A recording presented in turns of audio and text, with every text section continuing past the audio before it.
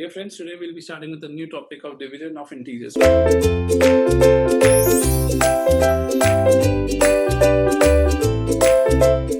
First of all, let us understand what do you mean by division of integers and why it is necessary. Now, division of integers is necessary because it is required to perform the division operation. Now, why division of operation is required? Because when you divide the two numbers, and you should be aware that division is the reciprocal of multiplication. It can be a positive integer or it can be a negative integer. So what do you understand by positive? It has a plus sign attached to it. Negative means it has a negative sign attached to it. But the only thing is, in case of division, it also allows you to divide the number by 0. Now let us look into this. Now the reciprocal operation of multiply is divide, an operation that is even less frequent or even more quickly. Now it also allows us to perform some invalid operation, that is dividing by 0. Now if you look at the below example, you have a divisor which is a binary number and a dividend also as a binary number. Now first of all, you should understand why binary number. The reason is because computer understands only the binary numbers. So whatever operations, whether it is arithmetic operation, addition, subtraction, multiplication, any such sort of operation will be taking place with the help of only binary number. Now, what are the hardware that are attached to the division? Now, it has two categories of hardware. When the ALU is of 64-bit and 32-bit, we'll be seeing both the hardwares. You have a divisor that has been attached to it. You have a ALU that has been attached to it. You have a remainder and you have a quotient cell left and shift right. Now, when you say the divisor, it is directly linked to the ALU and which is directly connected with the remainder. Now there is a control test. Now control test is directly linked for performing of the control operations. Now what do you understand by control operation? Now you should get into mind that control operation is required whether you want to perform a write operation or a read operation. Now control test is directly linked with the ALU because whatever instructions are being given to the control test by ALU, it gets directly linked to the divisor, whether it is a right shift or a left shift. So, and it also performs the operations where you require a divisor or a quotient, and it is a 64-bit algorithm. Now, there are two types of division. One is restoring of division and non-restoring of division. First of all, let us understand what do you understand by restoring of division. Now, restoring of division is being called as restoring because here you have A and Q left from binary position. Now, A is called as a dividend and Q is called as a quotient. Now, you need to subtract M from A and place the answer back into A. So, you just minus M minus A and you again store the answer back into A. If the sign of A is +1, you will get,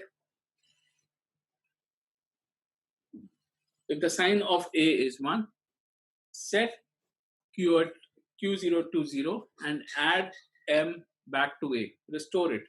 Otherwise, set Q0 to 1. And you need to repeat the steps n number of times. You need to repeat the steps constantly till the time you get 0 or 1. So whatever, like, you need to keep in mind whenever you are performing a particular operation. For example, A is equal to M minus A and the data gets stored into A. Now when the data gets stored into A is called as the register where you are storing the data. Now if your dividend is 1, you need to set quotient to 0 and add M back to A, and otherwise repeat the same operations. Now let us look into another operation that is called as non-restoring division. Now avoid these steps for restoring A after an unsuccessful subtraction. Unsuccessful means you are not able to find the desired output and result. You repeat the step 1 n number of times. If the sign of A is 0, shift A and Q left 1 bit position and subtract n from A. Otherwise, shift A and Q left and add m to A. Now, if the sign of A is 0, set Q0 to 1. Otherwise, set Q0 to 0. Now, both of these operations we will be seeing with the help of a flowchart. So, let's look into the flowchart. Now, the first step, subtract the divisor register from the remainder register and place the result in the remainder register. Now, here there are two possibilities. You have a test remainder. If the remainder is less than equal to 0 and if the remainder is greater than equal to 0. If it is less than 0 and greater than 0. Now let us look if the remainder is greater than equal to 0. When you come to the second step, you will check what is the value of A. We are considering the value of A, what we have said previously. Now if the value, now you need to check the shift the divisor register right by 1 bit. So you will be shifting it by 1 bit. And you will be continuing this because in this particular example, we are considering that 33 cycles are required for the result to be either 0 or 1. If it's coming yes, then you need to repeat the operations, and if it is coming no, then we'll see the another one. When the remainder is less than equal to 0, restore the original value by adding the division register to the remainder register, placing the sum in the remainder register. That is what we said, A is equal to m minus A. Also shift the quotient register to the left and set the new least value to 0. Shift the divisor register right by 1 bit. And if the number is less than 33 repetitions, you need to perform the same operations again and again. Now, this is a 32-bit ALU hardware. It is considered to be the most faster hardware because here it has been required for storing of the 32-bit data. Now, here you have a divisor which is being connected to the 32-bit ALU, which is directly connected to the remainder, and that is connected to the control test. The control test has been responsible for performing right shift, left shift, and the right operations. Now, divisor of 32-bit is connected to 32-bit ALU, which goes directly to the remainder, and the process gets repeated continuously.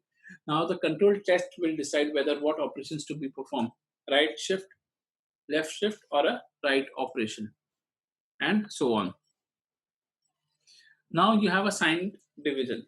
The simplest solution is to remember the sign of the divisor and the dividend and negate the quotient.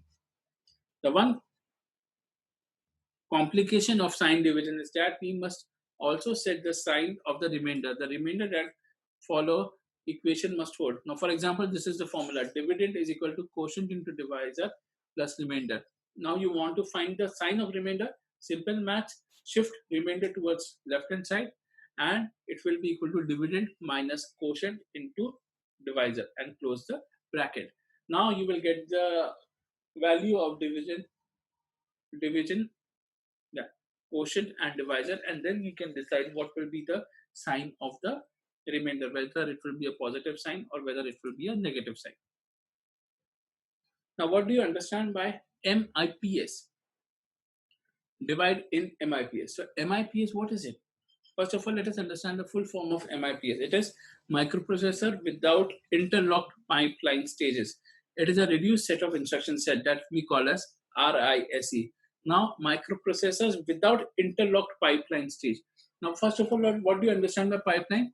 The pipeline is a condition where two or more instructions are dependent on each other. Like the output of one is dependent as the input of the other. So you have the interlocked pipeline stages.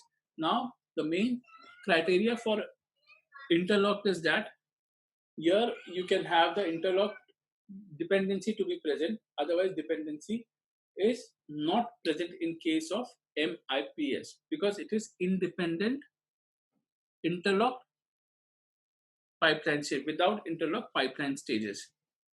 Now, the only requirement is a 64-bit register. that can be shifted towards the left or right into the 32-bit ALU that adds and subtracts.